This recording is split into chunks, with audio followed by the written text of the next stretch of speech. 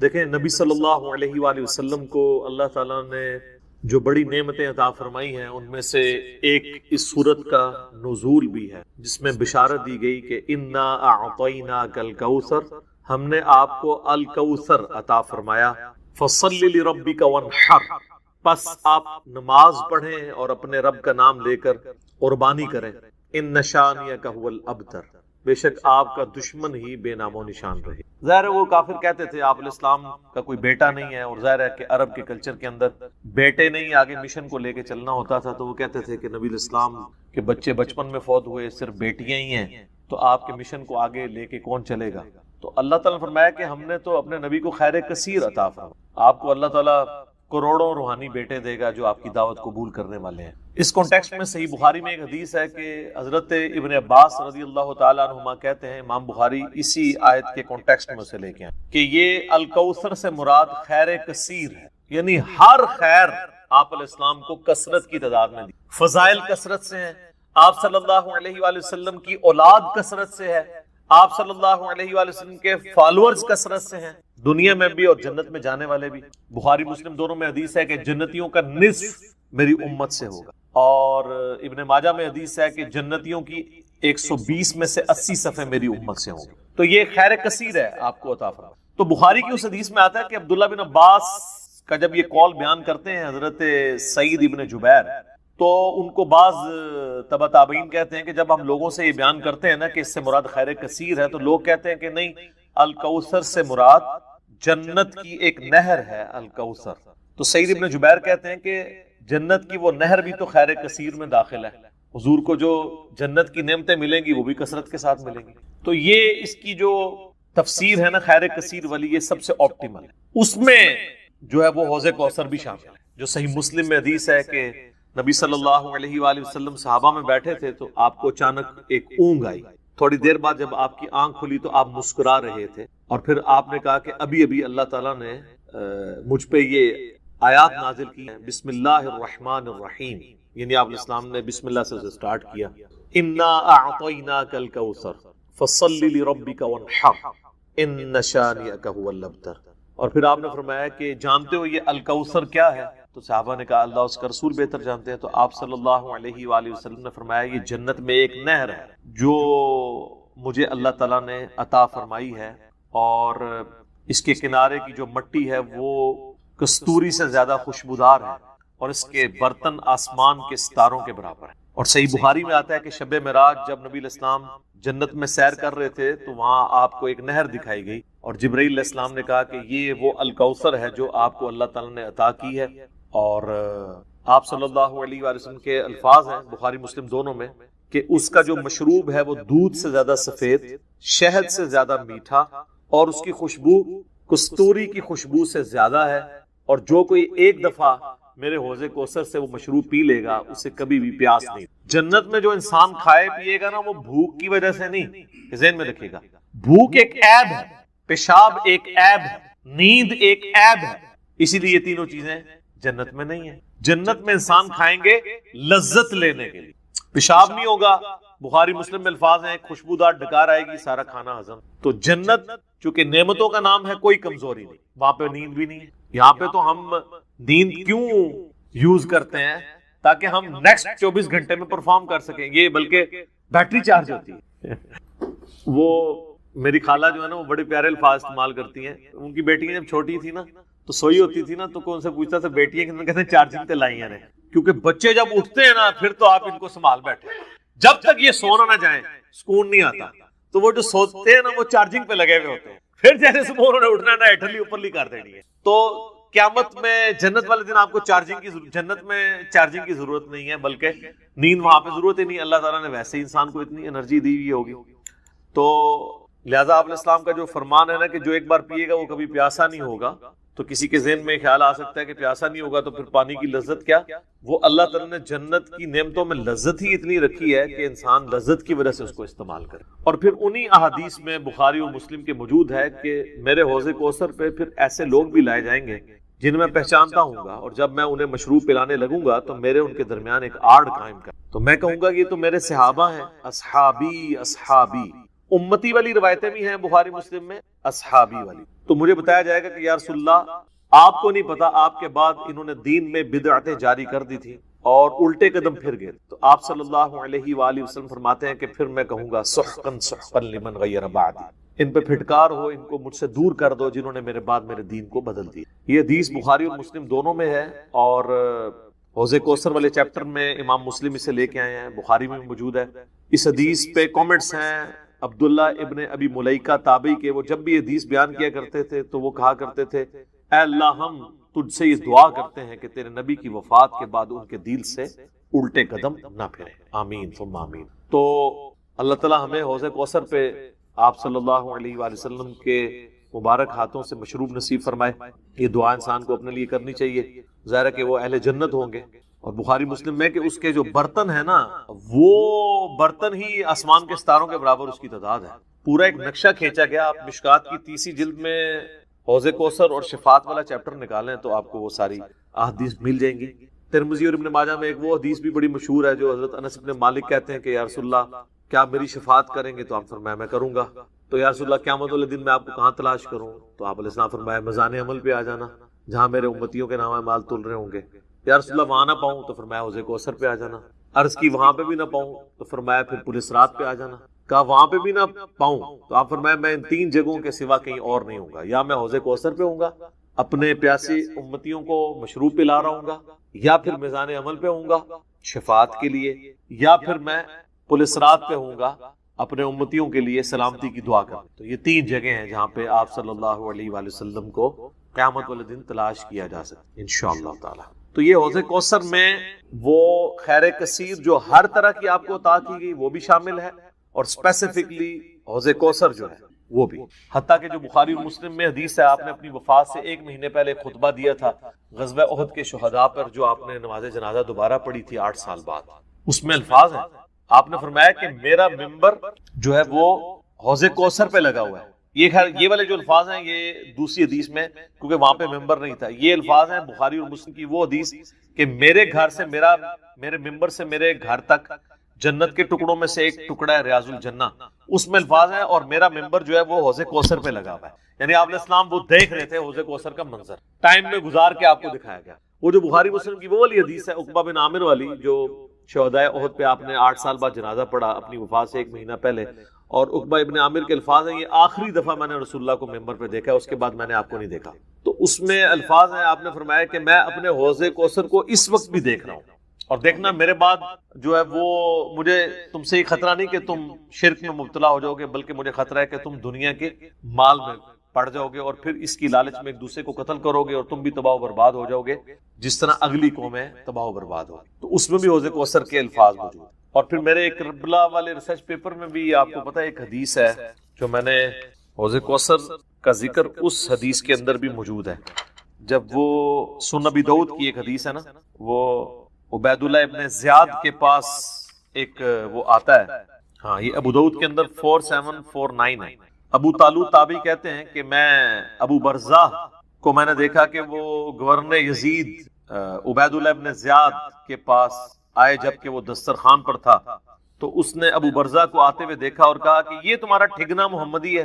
استغفر اللہ. ان کا قد چھوٹا تھا تو ان کا اے گینڈا محمدی، یعنی محمدی اس نے اس لیے کہا کہ وہ حضور کا صحابی تھا. تو یہ کتنی سخت توہین کی عبید اللہ ابن زیاد نے. یہ وہی خبیث ہے جس کے بارے میں بخاری میں 3748 نمبر حدیث ہے، جس میں امام بخاری نے حسین کے ساتھ علیہ السلام لکھا ہے کہ یہ حضرت حسین کے حسن میں کلام کرنے لگا تو انس بن مالک نے کہا کہ رسول اللہ کے سب سے زیادہ مشابہت رکھنے والے حسین تھے. یہ وہی عبید اللہ ابن زیاد ہے.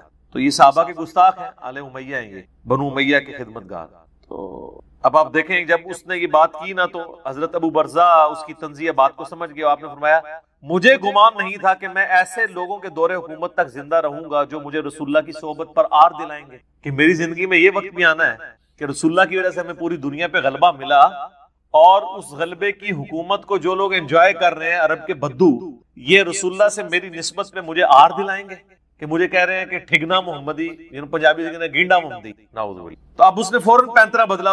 وہ کہنے لگا کہ محمد صلی اللہ علیہ وسلم کی صحابیت تمہارے لیے باعث زینت ہے، آر کا سبب نہیں. پھر کہنے لگا کہ میں نے تمہیں اس لیے بلوایا ہے کہ تم سے حوض کوثر کے بارے میں پوچھوں، کیا تم نے رسول اللہ سے اس کے بارے میں کچھ سنا ہے؟ تو ابو برزہ نے فرمایا ہاں، نہ ایک بار، نہ دو بار، نہ تین بار، نہ چار بار، نہ 5 بار، میں نے کئی مرتبہ رسول اللہ صلی اللہ علیہ وآلہ وسلم سے حوض کوثر کے بارے میں سنا، اور جو حوض کوثر کو نہ مانے اللہ تعالیٰ اسے اس کا پینا نصیب ہی نہ فرمائے۔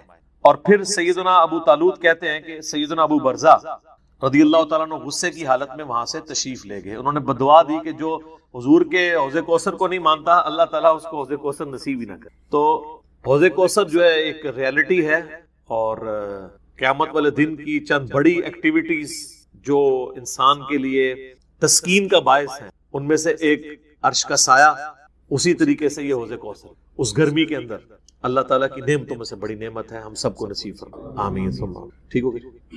اب میرے بھائیو جو یہ آیت مبارکہ آ رہی ہے نا، سورۃ النساء کی آیت نمبر 48، یہ متقاضی ہے کہ ہم بقیہ ساری گفتگو اسی کانٹیکسٹ میں کریں۔ یہ قرآن حکیم کی اگر میں کہوں نا سب سے کریٹیکل آیت ہے، تو میرا یہ دعویٰ غلط نہیں ہو۔ کائنات کی سب سے بڑی حقیقت کو آشکار کرنے والی یہ آیت مبارکہ ہے، تو یہ میرا دعویٰ غلط نہیں ہوگا۔ سورۃ النساء کی آیت نمبر 48 سورۃ النساء میں 2 دفعہ ریپیٹ ہوئی ہے، تھوڑے سے الفاظ کے فرق کے ساتھ۔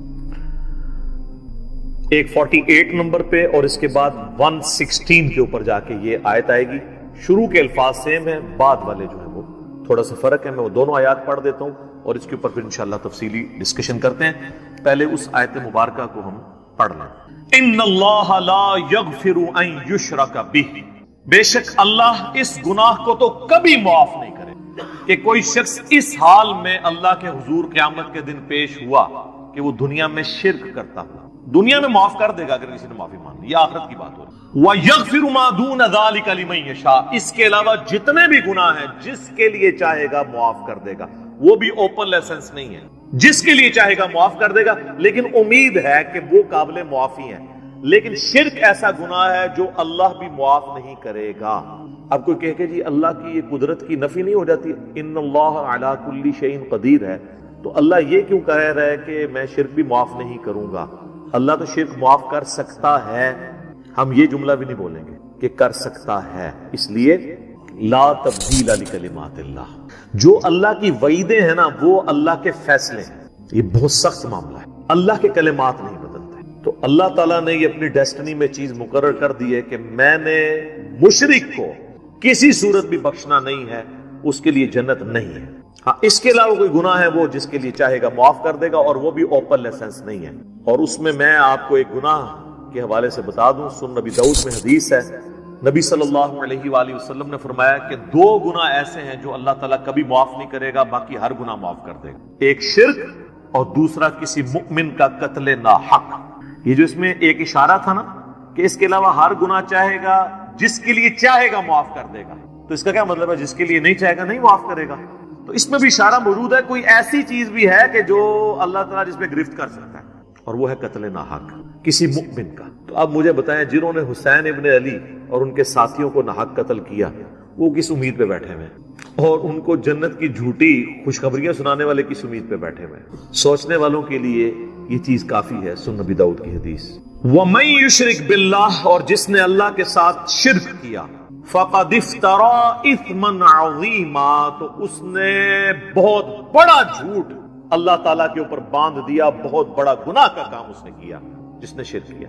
اچھا سورہ نساء کی آیت نمبر 116 جب آئے گی نا، اس میں پہلے الفاظ تو یہی ہوں گے، ان اللہ لا یغفر ان یشرک بہ ویغفر ما دون ذلک لمن یشاء، لیکن اگلے الفاظ ہیں ومن یشرک باللہ فقد ضل ضلالا بعیدا، جو کوئی اللہ کے ساتھ شرک کرے وہ گمراہ ہوا اور گمراہی میں دور جاتا۔ اللہم لا تجعلنا منہم، اللہم من احییتہ منا فاحیہ علی الاسلام ومن توفیتہ منا فتوفہ علی الایمان، آمین۔ رضیت باللہ ربا وبالاسلام دینا وبمحمد نبیا صلی اللہ علیہ وآلہ وسلم، آمین۔ اب یہ میرے بھائیو ایسا ٹاپک ہے کہ میں اس پہ اگر کم از کم 2 گھنٹے بولوں نا تو تب میری تسلی ہوگی، لیکن میں نے چونکہ پچھلی قرآن کلاسز جو 344 لیکچرز میں مکمل ہوئی تھی، ان میں اس آیت کے اوپر آلموسٹ 1.25 گھنٹے کی ویڈیو ریکارڈ کروا دی تھی اسی آیت کے اوپر۔ مسئلہ نمبر 3 کے نام سے وہ اپلوڈڈ ہے یوٹیوب کے اوپر، دعا صرف اللہ ہی سے. آپ یوٹیوب پہ ویسے بھی لکھیں نا دعا صرف اللہ ہی سے اور علی مرزا, تو وہ ویڈیو کھل جائے گی. اور اس کے بعد بھی کئی ایک لیکچرز وقتاً فوقتاً میں نے ریکارڈ کروائے. وسیلے کے نام پر دھوکا, مجھے تم سے شرک کا خطرہ نہیں, یہ اکثر آپ سنتے ہیں نا. تخت بلقیس والا واقعہ, موسیٰ اور خضر والا واقعہ علیہ السلام, ہر وہ چیز جسے دھوکا کر کے نا قبر پرستی یا بابا پرستی یا بابوں سے مانگنا سکھاتے ہیں نا, ایک ایک چیز کے اوپر میں نے الگ سے تسلی کروائی ہے قرآن, بخاری اور مسلم کی روشنی میں الحمدللہ. اب وہ سارے لیکچر جمع کریں تو اس ایک آیت پہ کم از کم 10 گھنٹے گفتگو ہو سکتی ہے, لیکن ٹائم تو متحمل نہیں ہے کہ ہم اتنی ڈیٹیل گفتگو کریں. لیکن چند ایک باتیں تو میں ضرور کروں گا. ایک ریسرچ پیپر میں نے اس کے اوپر لکھ دیا 8 صفحوں کا, آپ اہل سنت پاک.com پہ ڈاؤن لوڈ کریں گے. دعا صرف اللہ ہی سے. میں نے اس کا نام توحید شرک اس طرح کا نہیں رکھا کیونکہ لوگ ان ناموں سے چڑھ جاتے ہیں. میں نے وہ چیز اس کے نام پہ رکھی کہ جس کے اوپر لوگ چڑھیں. آپ کسی بھی مسلمان سے, خواہ بریلوی ہو, دیوبندی ہو, اہل حدیث ہو, اہل تشیع ہو, جا کے پوچھیں کہ دعا کس سے کی جاتی ہے تو کیا کہے گا؟ اللہ سے. کوئی آپ کو نکھٹو قسم کا بھی بندہ یہ نہیں کہے گا کہ دعا جو ہے وہ کسی فرشتے سے ہو سکتی ہے, کسی جن سے ہو سکتی ہے, کسی پیغمبر سے ہو سکتی ہے. جی نہیں, نماز تے اللہ دی پڑھی دی ہے, دعا بھی اللہ کو مانگی. لیکن حالت یہ ہوگی کہ وہ دعا اللہ سے یہ مانگ رہا ہوگا. نماز میں تو قرآن کی وہ آیت سورۃ الفاتحہ کی 4 نمبر آیت کم از کم 17 رکھتے ہیں جو فرض ہیں روزانہ کی, ان میں 17 دفعہ پڑھتا ہوگا ایاک نعبد و ایاک نستعین. اے اللہ عبادت بھی صرف کریں گے اور مدد بھی صرف تجھی سے مانگیں گے. یہ مدد کون سی؟ دعا والی, غائب میں کسی کو پکارنا. ایک تو ہے آپ سامنے بیٹھے ہیں, یہ تو قرآن میں حکم ہے وَتَعَاوَنُوا عَلَى الْبِرِّ وَالتَّقْوَى وَلَا تَعَاوَنُوا عَلَى الْإِثْمِ وَالْعُدْوَانِ. نیکی اور پرہیزگاری کے کاموں میں ایک دوسرے کی مدد کرو, برائی میں مت کرو. یہ تو قرآن میں حکم ہے. میں آپ کو کہتا ہوں مجھے پانی پلا دیں, آپ مجھے پانی پلاتے ہیں, تو یہ قرآن میں حکم ہے کہ آپ نے اسباب اختیار کرنا ہے. لیکن آپ بغداد شریف میں, اجمیر شریف میں, اور وہاں بھی قبر میں دفن ہیں, اور آپ مر چکے ہیں, آخرت کی زندگی میں زندہ ہیں, دنیا کی زندگی سے نکل چکے ہیں, اور میں آپ سے کہوں کہ پانی پلا دیں, وہی بات وہی جملہ ایک فریم آف ریفرنس کے بدلنے سے شرک بن جائے گا, کیونکہ آپ غیر اللہ سے دعا مانگ رہے ہیں. ظاہری اسباب میں تو آپ کافر سے بھی مدد مانگ سکتے. صحیح بخاری میں موجود ہے, نبی علیہ السلام جب فوت ہوئے تو آپ کی زرہ بھی ایک یہودی کے پاس گروی رکھی ہوئی تھی, گندم کے عوض, اناج کے عوض, تو آپ نے یہودی سے بھی مدد لی. بعض لوگ کہتے ہیں جی نبی علیہ السلام نے غزوہ خیبر پر مولا علی سے مدد مانگی. بھئی مولا علی سامنے موجود تھے, جتنے صاحب آپ کے ساتھ تھے وہ رسول اللہ صلی اللہ علیہ وسلم کے مددگار تھے دین کے اعتبار سے. لیکن آپ نے خیبر کے موقع پر اپنے چچا کو, جو آرمی چیف تھے غزوہ بدر اور احد میں, حمزہ بن عبد المطلب, جو کہ اللہ کے شیر ہیں اور سید الشہداء ہیں, المستدرک الحاکم میں حدیث موجود ہے, آپ نے یہ تو نہیں کہا المدد یا حمزہ, امیر حمزہ میری مدد کو پہنچے, کیونکہ وہ فوت ہو چکے تھے. جو سامنے موجود تھے انہیں کو بلانا تھا. تو دو چیزوں کو ہی مکس کرتے ہیں. اچھا مجھے بتائیں بارش کون برساتا ہے؟ اللہ. ڈیوٹی کس کی ہے؟ فرشتوں کی. تو ہم کیا بارش اللہ سے مانگتے ہیں یا فرشتوں سے؟ اللہ سے. فرشتوں سے مانگیں گے تو شرک ہو جائے گا. لہٰذا یہ پتا چلا کہ اگر ڈیوٹیاں بھی لگی ہوئی ہوں, کہنا نا بزرگوں دی ڈیوٹیاں نے, اللہ دا کہا ڈیوٹی کسی کو نہیں پوری ہوئی. جس مزار دا کہنا نا ڈیوٹی ہے, سارے چرسی پوڈری افیمی اسی مزار تے بیٹھے ہوندے نے, اپنے مزار دے ہوتے ڈیوٹی نہیں پوری ہو رہی انہاں کو. چلے ڈیوٹی لگی بھی ہو پھر بھی آپ پکار نہیں کسی کو. یہ جھگڑا نہیں ہے کہ مولا علی علیہ السلام مشکل کشا ہیں یا نہیں, شیخ عبد القادر جیلانی رحمت اللہ علیہ مشکل کشا ہیں یا نہیں, یہ تو جھگڑا ہی نہیں ہے. جھگڑا یہ ہے کہ اگر یہ ہو بھی تب بھی مرنے کے بعد, اس دنیا کی زندگی سے جانے کے بعد آپ ان سے کمیونیکیشن نہیں کر سکتے, نہ کسی فرشتے سے, نہ کسی جن سے, نہ کسی پیغمبر سے. اور اگر آپ ظاہری اسباب کی بات کرتے ہیں تو سب سے بڑا مشکل کشا ظاہری اسباب میں اس کائنات میں انسانوں کے لیے سورج ختم ہو جائے, سارے انسان مر جائے, چاہے کوئی بزرگ ہے یا غیر بزرگ ہے, چاہے مسلمان ہے یا کافر ہے, فارغ. سورج ختم, زمین اپنی نباتات نہیں پیدا کر سکتی فوٹو سنتھسس کے ذریعے جو کرتی ہے. جب زمین اگانا چھوڑ دے گی تو اگر آپ جانور بھی کھائیں گے تو کتنا عرصہ, جس طرح ہمارے حکمران ہمیں کہتے ہیں کہ اگر ٹماٹر مہنگے ہیں تو دہی ڈال دو, تو اگر زمین اگانا چھوڑ دے تو ہم جانور کھائیں گے تو کتنا عرصہ, مچھلیاں کھائیں گے تو کتنا عرصہ, وہ بھی ساری مر جائیں گی ہمارے کھانے سے پہلے. دنیا پہ موسموں کا تبدیل ہونا, ہواؤں کا چلنا, ہر زندہ چیز کی خوراک, یہ ایک سورج کے اوپر ڈیپینڈنٹ ہے. تو پھر سب سے بڑا مشکل کشا کون ہوا؟ سورج. آج تک کسی کافر نے بھی کہا المدد یا سورج میری مدد فرمائیے, ہمیں کبھی وہم بھی نہیں آتا سورج کی برکت سے ہی گلیشیئرز کا پانی پگھل کے دریاؤں میں آتا ہے. زمین کے نیچے بھی دریا چلتے ہیں, زمین کے اوپر بھی, جس پانی سے ہم لوگ زندہ ہیں. اور وہ گلیشیئرز تک پانی پہنچنا بھی سورج کی وجہ سے ہے, کیونکہ سورج ایویپوریٹ کرتا ہے سمندر کے پانی کو, وہ ہواؤں اور بادلوں کی شکل میں ہم پر بارش کی شکل میں اور پہاڑوں پہ برف کی شکل میں برستی ہے. ورنہ یہ کروڑوں ٹن پانی اگر سمندر سے شفٹ کرنا پڑے اس کا نمک نکال کے گلیشیئر کے اوپر, پوری انسانیت قیامت تک بھی لگی رہی, یہ نہیں کر سکتی. جو کہتے ہیں نہیں خود بخود ہو رہا ہے, اور جو کام کرنے سے نہ ہو وہ خود بخود کیسے ہو سکتا ہے جب تک آپ اس کے پیچھے ڈیوائن سورس نہ مان لیں. God is the only explanation of all the physical phenomena in this universe. خدا ہی وضاحت ہے اس کائنات میں ہونے والے ہر فزیکل فینامنا کے پیچھے, وہ ڈیوائن سورس ہے. ڈیوٹی لگائی دی. 15 ارب سال سے سورج چل رہا ہے, اس میں فیول کون ڈال رہا ہے, اسے کان سے پکڑ کے کون چلا رہا ہے. سورج کو خود بھی نہیں پتا کہ وہ کیا کر رہا ہوگا, لیکن سورج کو ہم کیا مشکل کشا مانتے ہیں, حالانکہ ساری مشکلیں ہماری وہی حل کر رہا ہے. ہم کہتے ہیں سبب ہے, پھر بھی نہیں پکارتے. اتنے بڑے سبب کو آپ پکار نہیں رہے تو بابے کدھر سے آ گئے. بابے تو خود آپ کے نذرانوں پہ چلتے ہیں. کھانا کھا لیں تو انہیں ٹوائلٹ کی ضرورت پڑ جاتی ہے, اور جو کوئی کہتا ہے نا میں سمندر, دریا یا زلزلہ روک سکتا ہوں, وہ اپنا پیشاب کو روک کے بتا دے. نہیں. وہ پچھلے دنوں ایک انڈیا کے وہ مولانا صاحب کی ویڈیو بھی اپلوڈ ہوئی تھی نا کہ شیخ عبدالقادر جیلانی کی مجلس میں ایک وقت کے بہت بڑے ولی بیٹھے تھے, اس دوران انہیں پیشاب آ گیا اور شدت شدید تھی. روک لیتے نا, انہیں خود مان لیا کہ بزرگ نہیں پیشاب روک سکتے. وہ کہتے ہیں عبدالقادر جیلانی نے اینڈ جناب چادر سٹی, انہوں نے جا کے ڈگی تھے, پھر کسی میدان پہنچ گئے تھے, فارغ ہو کے واپس آئے. تو روک لیندے نا, اس میں الفاظ ہے, وہ کہتے ہیں وہ بہت بڑے ولی اللہ تھے, پیشاب نہیں رک سکتا سر نا. انسان بہت کمزور ہے, کھانا نہ کھائے زندہ نہیں رہ سکتا, محتاج ہے. سورۃ المائدہ کی آیت نمبر 72 میں آیا عیسیٰ اور ان کی ماں روٹی کے محتاج تھے. اگر عیسیٰ اولو العزم پیغمبر محتاج ہیں کھانا کھانے کے, اور ان کی ماں سارے بزرگوں سے بڑی بزرگ ولیہ مریم بنت عمران وہ روٹی کی محتاج ہیں, تو بابوں کی کیا اوقات ہے, روٹی کے محتاج ہیں. اور روٹی کھا لیں تو نکالنے کے محتاج, نہ نکلے تو پھر پریشانی. سب کچھ اللہ کر رہا ہے. تو میرے بھائی جب یہ اللہ کر رہا ہے, پکارنا اللہ کو ہے. ایاک نعبد و ایاک نستعین. یہ ہمارا مین جھگڑا ہے شرک کے حوالے سے. ہزاروں باتیں ایک طرف, اصل بات یہ ہے کہ اصل شرک ہوا ہے ایاک نستعین میں. عبادت کی کوئی شکل, نماز, روزہ, حج, زکات, نظر, نیاز, سب اللہ کے لیے, سب دیتے بھی اللہ کے لیے.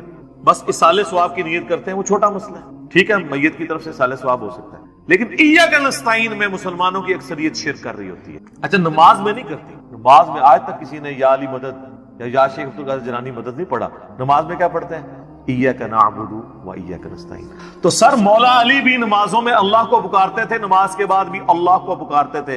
مولا علی کا ماننے والا وہ ہوگا جو مولا علی کی طرح اللہ ہی کو پکارے, ورنہ مولا علی کا ماننے والا تو وہ نہ ہوا. تو یہ آپ دیکھیں کتنی بڑی جرت کا یہ لوگ کام کر رہے ہوتے ہیں. ہم جب سمجھاتے ہیں تو کہتے ہیں آپ گستاخی کر رہے ہیں. سر جب آپ عیسائیوں کو سمجھاتے ہیں نا کہ حضرت عیسیٰ ابن مریم اللہ کے بیٹے نہیں ہیں, تو عیسائی بھی سمجھتے ہیں آپ حضرت عیسیٰ کی گستاخی کر رہے ہیں. اور قرآن میں تو بہت سخت بات آئی ہے.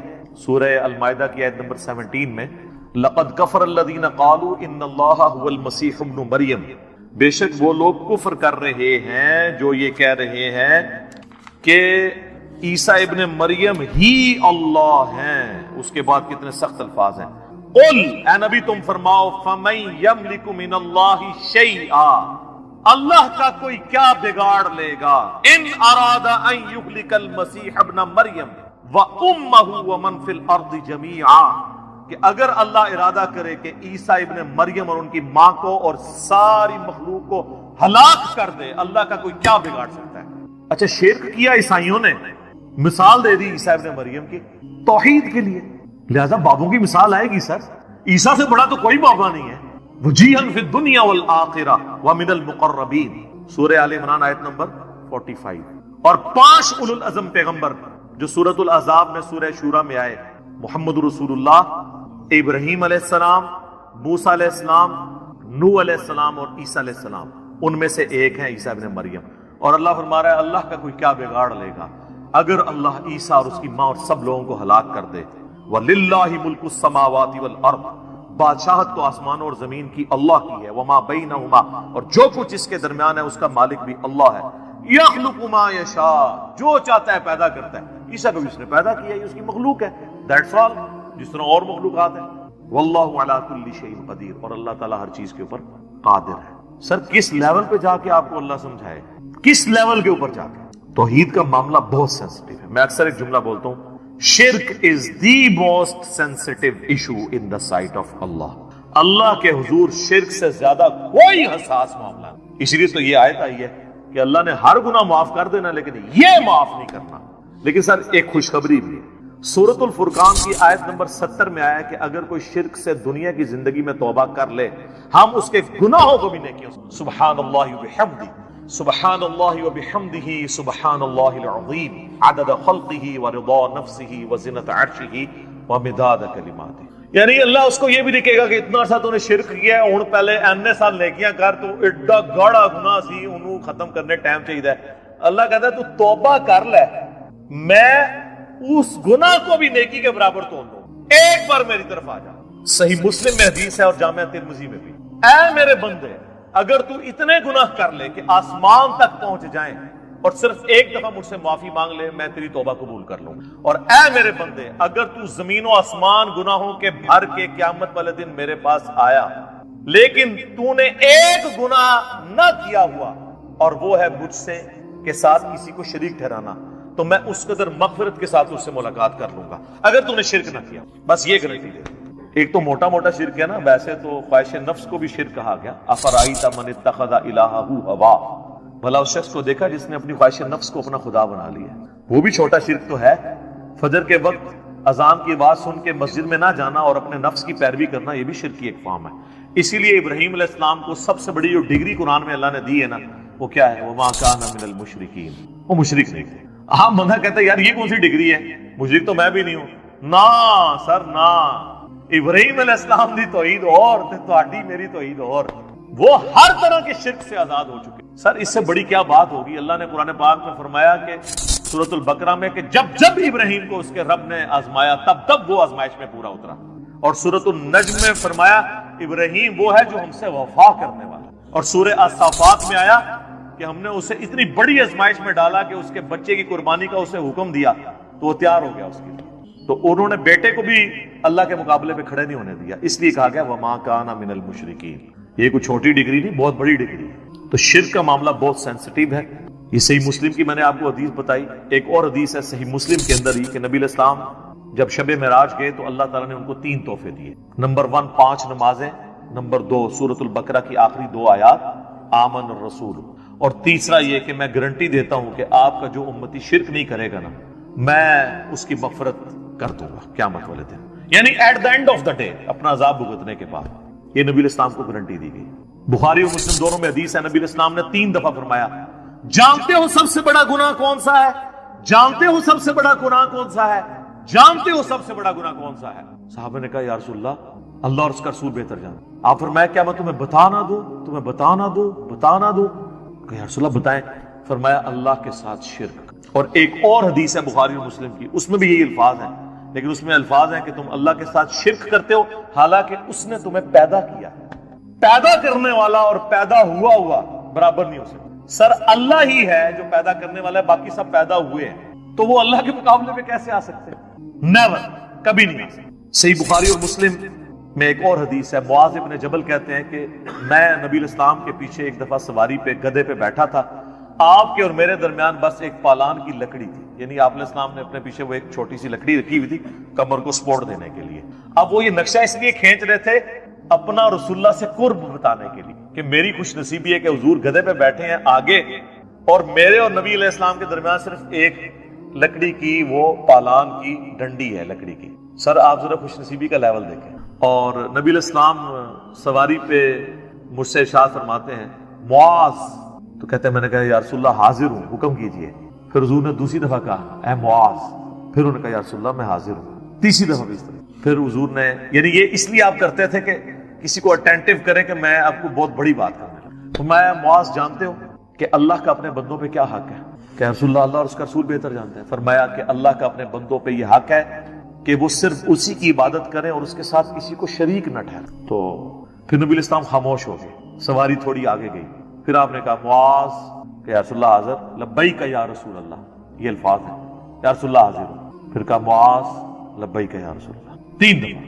پھر جانتے ہو جو بندہ یہ کر لے کہ وہ شرک نہ کرے اور اللہ کی ہی عبادت کرے، اس بندے کا اپنے رب پہ کیا حق؟ کہتی ہیں یا رسول اللہ میں بوڑھی ہو گئی ہوں، لمبے وظیفے مجھ سے کوئی نہیں ہوتے، مجھے کوئی ایک وظیفہ ایسا بتا دیں جو میں کر لوں میرے لیے کفایت کرے۔ سر جو وظیفہ پھر لیا ہے نا مولا علی کی بہن نے، وہ ایسا وظیفہ ہے کہ مجھے ابھی تک اتنا تگڑا اور کوئی وظیفہ نہیں احادیث میں نظر آیا جس کی اتنی فضیلت ہو۔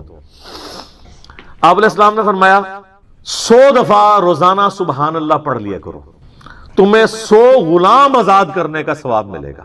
سر روزہ اگر آپ توڑ بیٹھیں تو ایک غلام آزاد کرنا پڑتا ہے، تو 100 روزوں سے بھی کے برابر یہ آپ سمجھ لیں۔ 100 دفعہ الحمدللہ پڑھ لیا کرو، تمہیں 100 گھوڑے اللہ کی راہ میں جہاد کے لیے بھیجنے کا ثواب ملے گا۔ 100 دفعہ اللہ اکبر پڑھ لیا کرو، تمہیں 100 اونٹ اللہ کی راہ میں بھیجنے کا، قربان کرنے کا، نہر کرنے کا ثواب ملے گا۔ 100 اونٹ، سر ایک اونٹ کی قیمت آلموسٹ 2-2.5 لاکھ روپے، کروڑوں روپے کا وظیفہ ہے جی، ملینز آف ڈالرز کا یہ وظیفہ ہے فری میں۔ اور 100 دفعہ لا الہ الا اللہ پڑھ لیا کرو، یہ زمین و آسمان کے درمیان جتنا فاصلہ ہے اس کو ثواب سے بھر دے گا۔ سر لا الہ الا اللہ کے پھر برابری کون کر سکتا ہے؟ وہ حدیث بطاقہ ہے نا، کاغذ کے پرزے والی حدیث جامعہ ترمذی میں، کہ ایک شخص کے 99 دفاتر گناہوں کے کھولے جائیں گے اور نامہ مال تل رہا ہوگا تو اللہ تعالیٰ فرمائے گا میں کسی کے ساتھ ناانصافی نہیں کرتا۔ دوسری طرف ایک کاغذ کا ٹکڑا ڈالا جائے گا جس پہ لا الہ الا اللہ لکھا ہوگا۔ وہ شخص کہے گا یہ ایک ٹکڑا کیا کر سکتا ہے، بس وہ رکھنے کی دیر ہوگی، وہ پڑھنا بھاری ہو جائے گا۔ اللہ کے نام سے تو وزنی کوئی چیز نہیں ہو سکتی، اسے کہتے ہیں کاغذ کے پرزے والی حدیث، اس کے لیے جنت کا حکم ہو جائے گا۔ لا الہ الا اللہ کا مقابلہ نہیں ہے۔ تو یہ 4 وظیفے ہیں، سبحان اللہ، الحمدللہ، اللہ اکبر، لا الہ الا اللہ۔ یہ اتنا محبوب وظیفہ ہے کہ جو سنن ابی داؤد میں، جامعہ ترمذی میں صلاۃ و تسبیح والی حدیث ہے، اس میں 300 دفعہ کون سے کلمات پڑھے جاتے ہیں؟ یہی سبحان اللہ والحمدللہ ولا الہ الا اللہ واللہ اکبر، بس اتنا ہی پڑھنا ہوتا ہے۔ یہ ولا حول ولا قوت الا باللہ کی حدیثیں الگ سے ہیں، لیکن صلاۃ و تسبیح میں اتنا ہی پڑھنا ہوتا ہے، 4 کلمات۔ حتیٰ کہ صحیح مسلم میں حدیث ہے، نبی علیہ السلام نے فرمایا یہ 4 کلمات مجھے ہر اس چیز سے بڑھ کر محبوب ہیں جن پہ سورج طلوع ہوتا ہے، یعنی دنیا اور جو کچھ دنیا کے اندر ہے اس سے بڑھ کر مجھے یہ چیز محبوب ہے کہ میں یہ 4 کلمات کہہ لوں، سبحان اللہ والحمدللہ ولا الہ الا اللہ واللہ اکبر۔ اور صحیح مسلم کی ایک اور حدیث ہے کہ نبی علیہ السلام نے فرمایا اللہ تعالیٰ کو اس سے بڑھ کر کوئی اور کلمات محبوب نہیں ہے، اور یہ حصہ بخاری میں بھی ہے اس کا، اور اس میں اللہ تعالیٰ کی طرف سے کوئی پابندی نہیں ہے، تم ان کی ترتیب بھی بدل سکتے ہو، یعنی سبحان اللہ کے بعد آپ اللہ اکبر پڑھ لیں، پھر لا الہ الا اللہ، کوئی فرق نہیں ہے۔ یہ ایک اوپن چیز ہے، آپ یوں بھی کر سکتے ہیں کہ پہلے 100 دفعہ پڑھ لیں سبحان اللہ سبحان اللہ سبحان اللہ، الحمدللہ الحمدللہ الحمدللہ، اللہ اکبر، کیونکہ را کو پھر لام سے ملائیں گے، اللہ اکبر اللہ اکبر اللہ اکبر، لا الہ الا اللہ لا الہ الا اللہ لا الہ الا اللہ۔ اور یوں بھی پڑھ سکتے ہیں، وہ زیادہ بہتر ہے، سبحان اللہ والحمدللہ ولا الہ الا اللہ واللہ اکبر، کیونکہ اکبر پہ وقف کریں گے، ورنہ یہ سبحان اللہ تو الحمدللہ ہی پڑھ نہیں سکتے آپ، کیونکہ الحمدللہ الحمدللہ بنے گا کانٹینیوس، جیسے اللہ اکبر بنتا ہے، تو وقف کرنا پڑے گا سوائے سبحان اللہ کے۔ سبحان اللہ یہ تو پڑھ سکتے ہیں، لیکن الحمدللہ کو الحمدللہ وقف کرنا پڑے گا۔ اللہ اکبر اگر ملائیں گے تو اللہ اکبر، را کو لام سے، تو اس کی بجائے اتنی مشکل میں نہ پڑے، سبحان اللہ والحمدللہ ولا الہ الا اللہ واللہ اکبر، ایک تسبیح پڑھ لے، 4 وظیفے 100 دفعہ ہو جائیں گے، کیونکہ نبی علیہ السلام نے اجازت دے دی ہے نا، آگے پیچھے دائیں بائیں کچھ بھی کر سکتے ہو، اور یہ ترتیب تو صلاۃ و تسبیح میں موجود ہے۔ نبی علیہ السلام نے کلمات پڑھے بھی ہیں، آپ کو پتہ ہے تبلیغی جماعت والے 3 وظیفے بتاتے ہیں، ویسے بڑی سمجھداری سے ہی کسی نے وہ ڈیوائس کیے ہوئے ہیں۔ 100 دفعہ وہ یہ بتاتے ہیں سبحان اللہ والحمدللہ ولا الہ الا اللہ واللہ اکبر، وہ ساتھ وہ بتاتے ہیں ولا حول ولا قوت الا باللہ، وہ بھی پڑھ سکتے ہیں، وہ بھی صحیح بخاری میں رات کو اٹھتے وقت کی دعا ہے، ہل علی العظیم تک بھی پڑھ سکتے ہیں، وہ ابن ماجہ میں موجود ہے۔ تو یہ جو صلاۃ و تسبیح کے اندر بھی پڑھا جاتا ہے، لیکن اس میں لا حول ولا قوت الا باللہ نہیں، وہ تو لادہ سے بخاری مسلم میں حدیث ہے کہ جنت کے خزانوں میں سے ایک خزانہ ہے لا حول ولا قوت الا باللہ، تو آپ پڑھنا چاہتے ہیں ضرور پڑھیں، اس میں وظیفے کے طور پہ آپ پوری تسبیح اس کی پڑھ لیں بے شک. تو تبلیغ جماعت والے ایک یہ بتاتے ہیں 100 دفعہ درود شریف بتاتے ہیں اور 100 دفعہ استغفار بتاتے ہیں. تو بہت انٹلیکچوئل چیز ہے. یہ وظیفہ اتنا کمال ہے کہ آپ کے ہر فرض نماز کے بعد یہ وظیفہ نبی علیہ السلام نے مشروع کیا ہے. مسلم شریف میں حدیث ہے ہر فرض نماز کے بعد یہ وظیفہ پڑھنے والا کبھی نامراد نہیں جاتا. 33 دفعہ سبحان اللہ، 33 دفعہ الحمدللہ اور 34 دفعہ اللہ اکبر. اور ایک حدیث میں ہے مسلم شریف کی کہ جو پڑھے 33 دفعہ سبحان اللہ، 33 دفعہ الحمدللہ، 33 دفعہ اللہ اکبر اور 100 کا عدد پورا کرنے کے لیے پڑھ لے لا الہ الا اللہ وحدہ لا شریک لہ لہ الملک ولہ الحمد وہو علی کل شیء قدیر. 100 کا عدد اس سے بھی پورا کر سکتے ہیں اور 100 کا عدد اللہ اکبر کہہ کے بھی پورا کر سکتے ہیں. تو اس کے سارے گناہ معاف کر دیے جائیں گے اگرچہ سمندر کی جھاگ کے برابر ہی کیوں نہ ہو. لیکن وہ صغیرہ گناہ، کبیرہ گناہ صرف توبہ سے معاف ہوتے ہیں. وہ صحیح مسلم میں حدیث ہے کہ اگر بڑے گناہوں سے بچا جائے تو ایک جمعے سے دوسرا جمعہ، ایک رمضان سے دوسرا رمضان اور ایک نماز سے دوسری نماز درمیان کے گناہوں کا کفارہ بن جائے گی. لیکن جو نماز ہی نہیں پڑھتا تو جمعہ پڑھتا رہے تو وہ تو بڑے گناہوں سے نہیں بچا ہوا نا. مسلم شریف میں حدیث ہے بندے کے کفر اور اسلام کے درمیان فرق نماز ہے. یہ نہ ہوگا ایک رمضان پڑھ لے اگر رمضان کے بھی چلے سارے، نہیں نا، اس طرح نہیں ہوگا. تو یہ وظیفہ اتنا کمال ہے، بخاری مسلم دونوں میں حدیث ہے. کچھ غریب صحابہ حضور کے پاس ہے، یا رسول اللہ ہر مقابلے میں ہم برابری کر لیتے ہیں امیر اصحاب کی. وہ روزے رکھتے ہیں ہم بھی روزے رکھ لیتے ہیں، وہ نمازیں پڑھتے ہیں ہم بھی نمازیں پڑھ لیتے ہیں، وہ جہاد کرتے ہیں ہم بھی جہاد کر لیتے ہیں. ایک معاملے میں آ کے ہم مارے جاتے ہیں. قرآن میں بار بار ہے اللہ کی راہ میں خرچ کرو، ہم تو خود ہی غریب ہیں. تو آپ ہمیں کوئی اس کا حل تجویز کریں. تو آپ فرمایا میں تمہیں ایک ایسی چیز بتاتا ہوں کہ تم ان کی برابری کر لو گے. تم ہر فرض نماز کے بعد 33 دفعہ سبحان اللہ، 33 دفعہ الحمدللہ، 34 دفعہ اللہ اکبر پڑھ لیا کرو. یہ بخاری مسلم دونوں میں. کچھ دنوں کے بعد پھر وہ حاضر ہوئے. یا رسول اللہ وہ تو امیر صحابہ کو بھی پتہ چل گیا، وہ بھی یہی کچھ پڑھ رہے ہیں. اب ہم کیا کریں؟ تسی تک لو جناب، تسی گرین کارڈ دے تے بلو کارڈ دے چکر پہ ہو، دنیا دے آخرت کے نہیں. صحابہ کرام آخرت کے بلو اور گرین کارڈ کی بات کرتے تھے. تو نبی علیہ السلام مسکرائے. آپ نے فرمایا ذالک فضل اللہ یؤتی من یشاء، یہ اللہ کا فضل ہے، میں تو اللہ کا فضل نہیں روک سکتا. ٹھیک ہے نا. تو ظاہر گیون سرکمسٹانسز اللہ کے دیے ہوئے ہیں، اس کے اندر آپ بیسٹ پرفارم کرنے کی کوشش کریں. اللہ کے فضل کو تو کوئی روک نہیں لگا سکتا نا. کوئی یہ نہیں کہہ سکتا کہ جی وہ یعنی تیرے ہوتے جنم لیا ہوتا کیوں نہیں ہوا، ہو سکتا ہے ابو جہل ہی ہوتا. تو جس حال میں اللہ نے رکھا ہے اسی کو آپ بہتر سمجھیں. اب اللہ کے لاڈلے ترین پیغمبر سیدنا ابراہیم خلیل اللہ کا ذکر خیر ہے. سر یہی اب چلنا ہے کتنے رکوعوں تک. کیا سوز و گداز ہے جی، کیا عشق کیا اللہ نے اپنے اس بندے کے ساتھ، اور اس بندے نے کیا عشق نبھایا ہے اپنے رب کے ساتھ. ہائے ہائے ہائے. سر یہ پہلا آپ سرٹیفکیٹ دیکھیں، میں کہتا ہوں اس کائنات میں کسی شخص کو یہ سرٹیفکیٹ مل جائے نا تو وہ اس سے بڑی کوئی ڈگری اس کے لیے نہیں ہو سکتی. وَإِذِ ابْتَلَىٰ إِبْرَاهِيمَ رَبُّهُ بِكَلِمَاتٍ، اور جب آزمایا ابراہیم کو اس کے رب نے جس آزمائش میں. یہ ترجمہ ہے اس کا، جب آزمایا اس کے رب نے اسے جس آزمائش میں. فَأَتَمَّهُمْ، تو اس نے اس کو فلائنگ کلرز کے ساتھ اول ڈگری میں اس کے اندر جو ہے وہ کامیابی حاصل کی. سر دیکھیں نا کہاں نہیں آزمایا، آگ میں پھینکا گیا آخری وقت تک. آپ کا کلام کیا ہے؟ صحیح بخاری کے الفاظ ہیں، آگ میں پھینکنے لگے ہیں حسبنا اللہ ونعم الوکیل. سر اسرائیلی روایتوں میں تو یہاں تک ملتا ہے، چونکہ اسرائیلی روایتوں کے بارے میں جو قرآن و حدیث سے نہ ٹکرائیں، صحیح بخاری کے الفاظ ہیں کہ بنو اسرائیل کی روایتوں کو بیان کرنے میں حرج نہیں ہے، نہ ان کی تصدیق کرو نہ تکذیب کرو. اس لیے کہ ہو سکتا ہے کتاب و سنت کے خلاف ہو تم تصدیق کر دو، اور ہو سکتا ہے کتاب و سنت کے عین مطابق ہو اور تم اس کی تکذیب کر دیتے ہو. تو جو فٹ ان بیٹھتی ہیں ہم ان کو اس طریقے سے لیتے ہیں.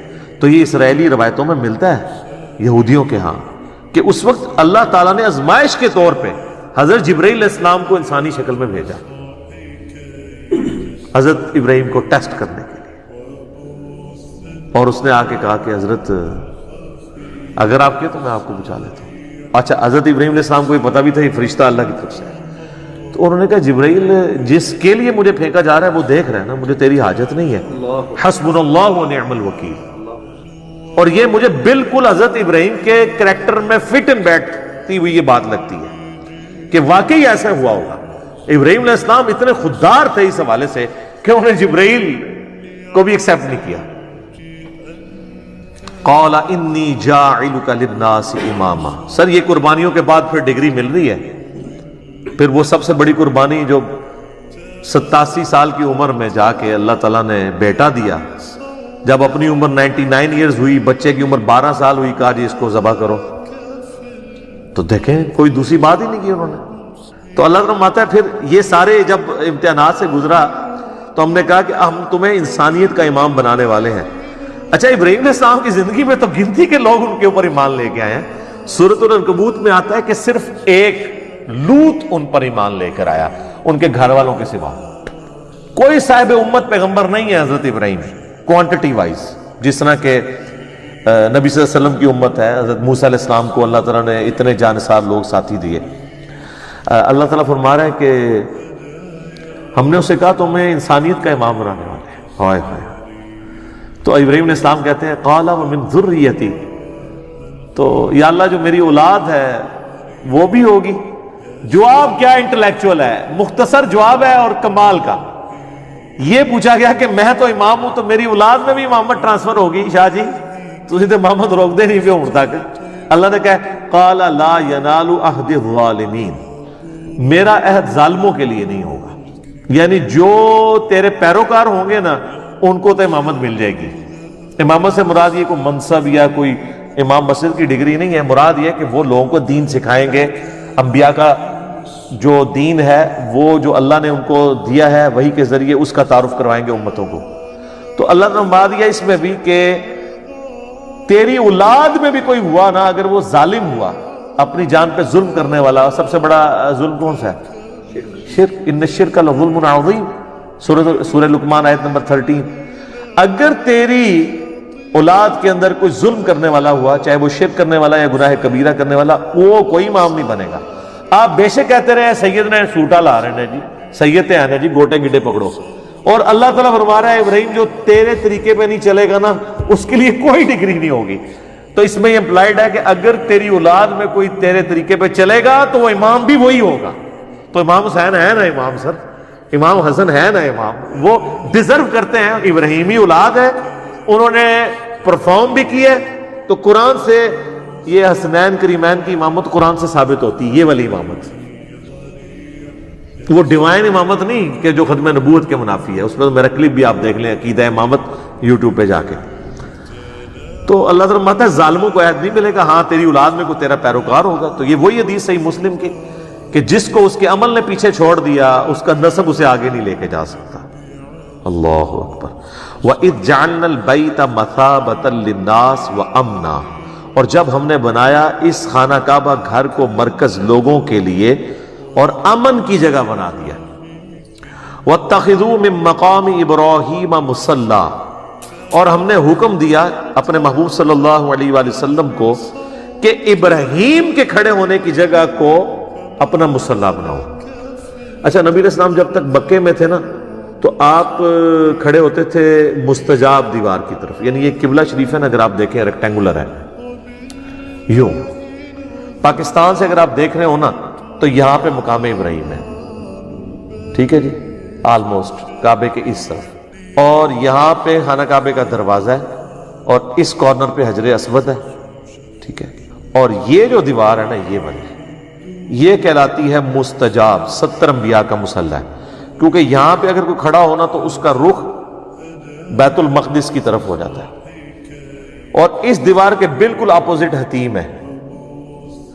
حتیم کی جو اپوزٹ والی دیوار ہے اسے مستجاب کہتے ہیں. تو نبی علیہ السلام یہاں کھڑے ہو کے نماز پڑھتے تھے تو دونوں قبلوں استقبال ہو جاتا تھا. حضرت عمر کی خواہش تھی کہ نبی علیہ السلام اپنا مصلی بدلیں. انہوں نے مشورہ بھی دیا. بخاری مسلم میں حدیث ہے حضرت عمر کی، آپ عارضی دیکھیں. حضرت عمر کہتے ہیں کہ میں نے 4 باتوں میں اپنے رب کی موافقت کی. وہ یہ بھی کہہ سکتے تھے کہ میرے رب نے میری موافقت کی، کیونکہ مشورہ تو پہلے حضرت عمر نے دیا تھا. لیکن حضرت عمر کا یہ ماننا تھا کہ میرے دل میں بھی جو خیال آتا ہے نا وہ بھی تو اللہ کی طرف سے ہی آتا ہے. ایک انہوں نے کہا کہ میں نے نبی علیہ السلام کو مشورہ دیا تھا کہ ابراہیم کے کھڑے ہونے کی جگہ کو نا مصلی بنایا جائے. جب آپ یہاں پہ کھڑے ہوں گے تو پھر اعلانیہ ہوگا کہ اب وہ تو قبلہ گیا، اب صرف یہ ہے. تو دوسرا مشورہ دیا تھا کہ آپ کی جو ازواج ہیں یہ رات کو جب قضائے حاجت کے لیے نکلتی ہیں تو پردے کا حکم ان کو دیں، تو آیت پردہ نازل ہوگی۔ تیسرا، منافقین کا جنازہ آپ نہ پڑھیں، تو سورہ توبہ میں آ گیا اندھا آپ نے کسی منافق کا جنازہ نہیں پڑھنا۔ چوتھا، غزوہ بدر کے قیدی جو ہیں ان کو قتل کیا جائے۔ حضور رقیق القلب تھے، حضور نے فدیہ لے کے چھوڑ دیا، وہاں پہ بھی آیات نازل ہوئی کہ ان کو قتل کرنا چاہیے تھا، چلو اب جو ہوا وہ ٹھیک۔ یہ 4 باتوں میں اس میں سے ایک یہ تھی۔ مقام ابراہیم آج بھی موجود ہے، دیوار والی جہاں پہ خانہ کعبہ کا دروازہ ہے، اس والی دیوار میں سامنے آپ کو نظر آئے گا ہر عمرے کے اینڈ پہ، اور جب عام طواف بھی آپ کرتے ہیں 7 چکروں کے بعد، وہاں پہ 2 نفل اس کی سیدھ میں پڑھنے ہوتے ہیں۔ وہ اس وقت یلو کلر کی آپ کو ایک سمجھ لیں 6 یا 7 فٹ کی ایک عمارت چھوٹی سی نظر آئے گی جو گرل سی بنی ہوئی ہے پیتل کی، اس کے اندر ایک پتھر ہے، وہ حضرت ابراہیم کی یاد کے طور پر موجود ہے، جس کے اوپر وہ کھڑے ہوتے تھے، تو وہ جو حضرت ابراہیم علیہ السلام یعنی دیواریں اوپر جاتی تھی وہ پتھر بھی اونچا ہوتا جاتا تھا۔ اس وقت ظاہر کوئی کرین نہیں تھی، یہ اللہ کی طرف سے غیبی تھا معاملہ۔ تو اینڈ پہ اس پتھر کے اوپر حضرت ابراہیم علیہ السلام کے قدموں کے نشان بھی موجود ہیں، حالانکہ وہ ہارڈ چیز ہے، نرم چیز نہیں ہے۔ آج کل تو آپ ڈال سکتے ہیں نشان، سیمنٹ والی جگہ پہ ڈالیں، بعد میں خشک کر لیں، لیکن ٹینچر پتھر کے اوپر، چٹیل پتھر کے اوپر، یہ احتراماً اللہ تعالیٰ نے ایک معجزے کے طور، وہ آج تک وہ پتھر بھی وہاں موجود ہے، لیکن وہ آپ کو بڑی مشکل سے، ویسے اس کی تصویروں سے آپ اوپر سے جو لی ہوئی اندر سے، اس میں سے آپ کو پاؤں کے نشان نظر آ جائیں گے ابراہیم علیہ السلام کے، باقی مشکل سے نظر آتے ہیں کیونکہ اس پتھر کے اوپر بھی انہوں نے ایک میٹل سا چڑھا دیا ہوا ہے، تو وہ ایگزیکٹ اتنا وہ قریب سے نظر نہیں آتا۔ تو وہاں پہ حضرت ابراہیم علیہ السلام کا وہ مصلی، اور آپ دیکھیں انہوں نے جو سلطنت عثمانیہ کے اندر کم از کم 300 سال تک 4 مصلے ڈال کے رکھے، وہاں پہ بھی یہی جھگڑا رہتا تھا، تو وہ مصلی کوئی بھی تیار ہی نہیں ہوا۔ یہ خانہ کعبہ ہے، یہ مقام ابراہیم ہے، پاکستان کی طرف سے دیکھیں تو بیسٹ ویو ہے، حجر اسود والا کارنر بھی آپ کو نظر آتا ہے، دروازہ بھی، اور یہاں پہ یہ بھی، اور حتیم بھی نظر آتا ہے یہاں سے دیکھ رہے ہو۔ تو سر یہاں کے اوپر اس کارنر کے اوپر نا جناب وہ مصلی تھا حنبلی، یہاں پہ شافعی، اور اس جگہ پہ کر کے جو ہے وہ تھا فقہ حنفی تواڈے وڈے بھراواں دا، اور اس طرف تھا مالکی مصلی۔ مقام ابراہیم پہ کسی کا مصلی نہیں تھا۔ میرا یوٹیوب کے اوپر بڑا ڈیٹیل ہے اماموں کی گستاخی کا فتویٰ مسئلہ 197، اس میں تو ہم نے کلرڈ تصویریں 1925 کی 1955 کی دکھائی ہیں۔ تو آپس میں جھگڑتے تھے، ساروں کی خواہش تھی کہ ساڈا امام جڑا وہ ابراہیمی ہے، تو ابراہیم علیہ خالی ابراہیمی کا، تو یہ بدبخت رہے 300 سال تک کسی کو توفیق ہی نہیں ہوئی مقام ابراہیم پہ کھڑے ہونے کی، کیونکہ وہ کہتے تھے ٹھیک ہے اسی بھی نہیں کھلواؤں گے، تسی بھی نہیں کھلو گے، نہ کھیلیں گے نہ کھیلنے دیں گے۔ جب سعودی حکومت نے یہ 4 مصلے اٹھوائے تو انہوں نے مقام ابراہیم پہ اتنے 100 سال کے بعد واپس امام میں کعبہ کو کھڑا کر کے 4 مصلے اٹھوائے، الحمدللہ۔ تو یہ مقام ابراہیم کی ہسٹری ہے، بڑی انٹرسٹنگ ہے اور بڑی دکھی بھی ہے اس حوالے سے کہ امت کیا کرتی رہی ہے اس مقام ابراہیم کے ساتھ، جس کو قرآن میں کہا گیا تھا کہ مصلی بنانا ہے۔ وَأَحِدْنَا إِلَىٰ إِبْرَاهِيمَ وَإِسْمَاعِيلَ، اور ہم نے ابراہیم سے اور اسماعیل سے یہ عہد لیا تھا، ان کے بیٹے اسماعیل سے، أَن طَهِّرَ بَيْتِيَ لِلطَّائِفِينَ وَالْعَاكِفِينَ وَالرُّكَّعِ السُّجُودِ۔ یار دیکھیں پیغمبروں کو اللہ کہہ رہا ہے، سب سے جلیل القدر پیغمبر اور اس کا بڑا بیٹا اسماعیل، اللہ کہہ رہا ہے ہم نے دونوں باپ بیٹا دونوں پیغمبروں کو کہا کہ صفائی کرو ہمارے گھر کی، یہاں پہ طواف کرنے والوں کے لیے، اعتکاف کرنے والوں کے لیے، اور رکوع اور سجود ادا کرنے والوں کے لیے میرے گھر کو صاف رکھو۔ مسجد کی صفائی کرنا کس کی سنت ہے؟ نبیوں کی، اور یہ کام کس نے اسائن کیا ہے؟ اللہ نے۔ سر یہ بھی فضیلت ہے، ویسے تو بخاری مسلم میں کئی احادیث ہیں مسجد کی صفائی کی فضیلت کے اوپر، لیکن یہ قرآن میں آ گیا ہے کہ اللہ نے کہا کہ میرے گھر کو صاف ستھرا رکھو، للطائفین طواف کرنے والوں کے لیے، والعاکفین اور اعتکاف کرنے والے کے لیے، والرکع السجود اور رکوع اور سجدے کرنے والوں کے لیے۔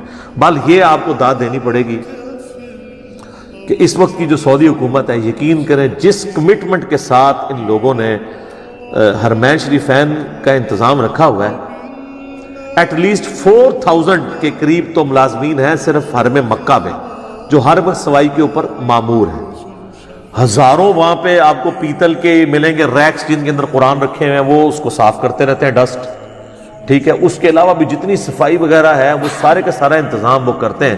اور آپ دیکھیں کہ دنیا کے آلموسٹ 150 سے زیادہ ممالک، 150 پلس ممالک کے لوگ، ہر قسم کی عادتوں والے لوگ آئے ہوتے ہیں. میں نے تو وہاں حبشیوں کو دیکھا ہے کہ وہ وضو خانے پہ بیٹھ کے نا اپنی تہمت ایسے اونچی کر کے وہیں پہ پیشاب کر کے نا تو وہ ٹوٹی کھول کے استنجا بھی کر لیتے ہیں کہ چھوٹا پیشاب تو ہے.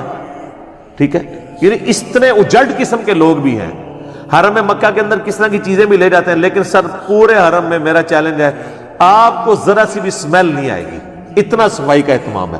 لوگ اسے روحانی معاملہ سمجھ ہوتے ہیں، روحانی معاملہ نہیں ہے، وہ صفائی مینٹین کی ہوئی ہے انہوں نے.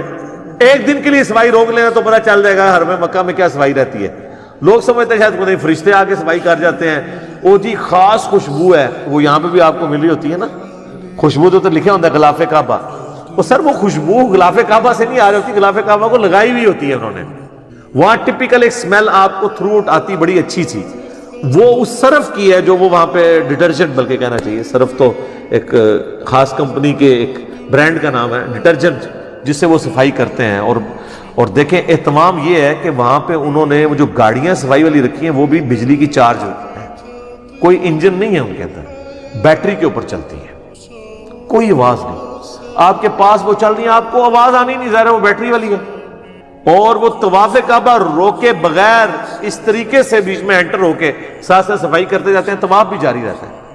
اتنا بہترین انتظام کیا ہے. تو وہ آج تک وہ معاملہ الحمدللہ اس طریقے سے جاری ہے.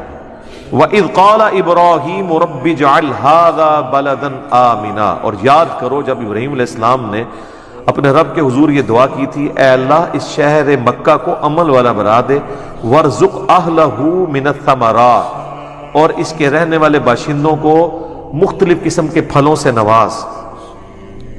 اور دیکھیں ابراہیم علیہ السلام کی دعا کیسی قبول ہوئی ہے کہ بالکل بنجر زمین ہے مکے کی، کوئی چیز نہیں وہاں پہ اگتی.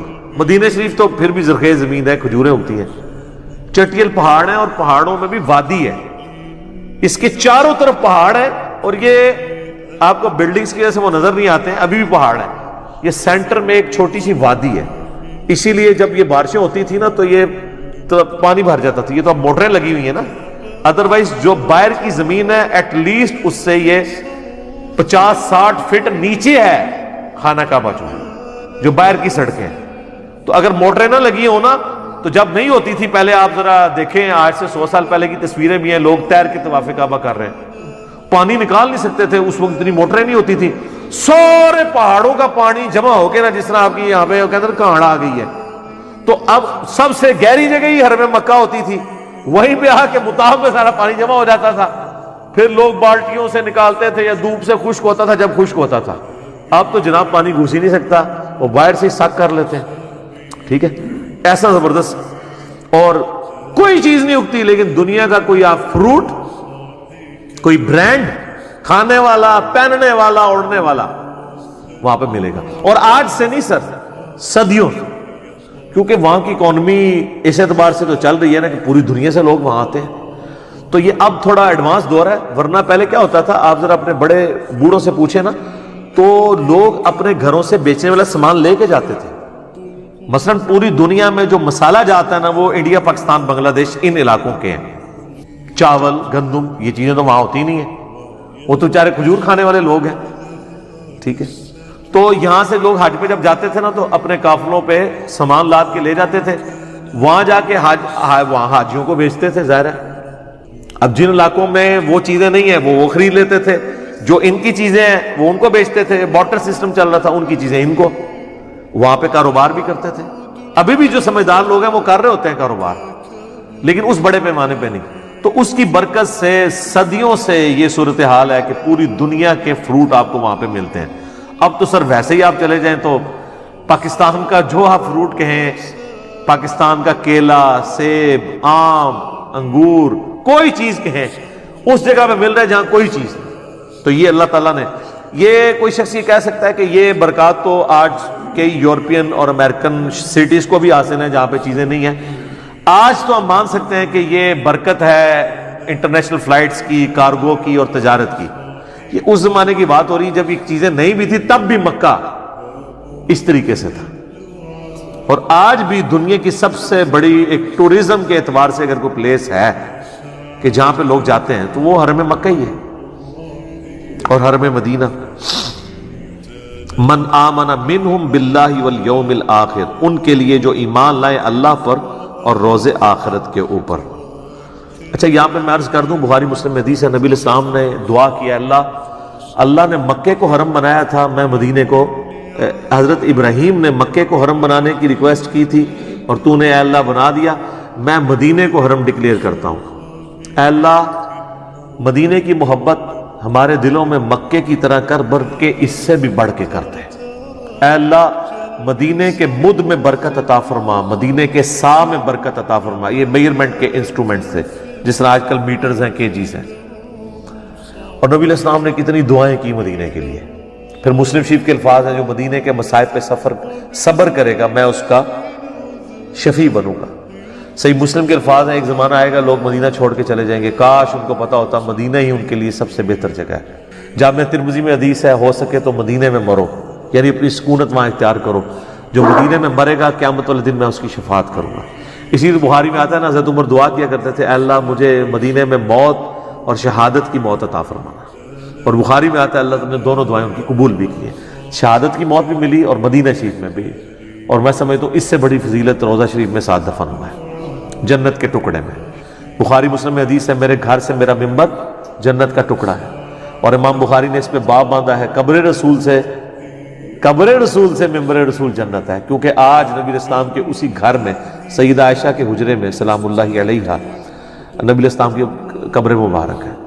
اور حضرت عمر نے، بخاری میں بڑی دردناک حدیث ہے، اپنے بیٹے کو بھیجا جب آپ کو زخم لگا، معدہ کٹ گیا، کھانا بھی نہیں رکتا تھا، جو کھاتے تھے نکل جاتا تھا، اور ان کو اب لگا کہ میں نہیں بچ پاؤں گا. تو انہوں نے اپنے بیٹے کو کہا کہ جا کے سیدہ عائشہ کے پاس جا کے کہو کہ عمر ابن خطاب سلام عرض کرتا ہے اور چاہتا ہے اپنے دو ساتھیوں رسول اللہ اور ابو بکر کے ساتھ دفن ہو. اور تم نے یہ نہیں کہنا کہ امیر المومنین، بلکہ کہنا عمر ابن خطاب.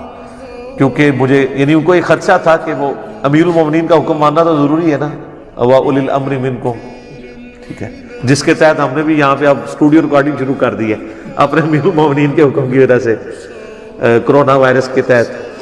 تو اما عائشہ نے کہا وہ تو میں نے اپنے لیے قبر کی جگہ رکھی تھی، آج میں عمر کو اپنے پہ ترجیح دیتی. پھر آ کے ابن عمر نے جب بتایا تو حضرت عمر نے کہا کہ واللہ میرے لیے اس سے بہتر کوئی نعمت نہیں تھی کہ مجھے نبی علیہ السلام کے ساتھ مدفن نصیب ہو. الحمدللہ.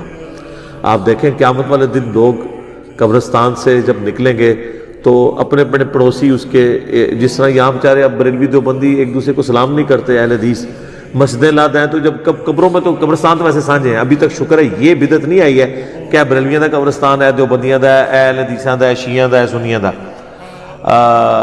خاندانی بنیادوں پہ ضرور قبرستان ہے کہ یہ مغلوں کا ہے، یہ جاٹوں کا ہے، یہ رائیوں کا ہے، لیکن اس اعتبار سے نہیں ہے. تو قیامت والا دن جو ہے نا، وہ آپ کو کئی لوگ ناگوار بھی لگ رہے ہوں گے، ان کے ساتھ بھی آپ قبر سے اٹھ رہے ہوں گے، لیکن حضرت ابوبکر عمر کی قسمت دیکھیں کہ رسول اللہ کے ساتھ اٹھ رہے ہوں گے. صحیح مسلم کے الفاظ ہیں، قیامت والا دن سب سے پہلے مجھے قبر سے نکالا جائے گا، سب سے پہلے میری شفاعت قبول کی جائے گی، سب سے پہلے میرے نام کے اوپر جنت کا دروازہ کھلے گا.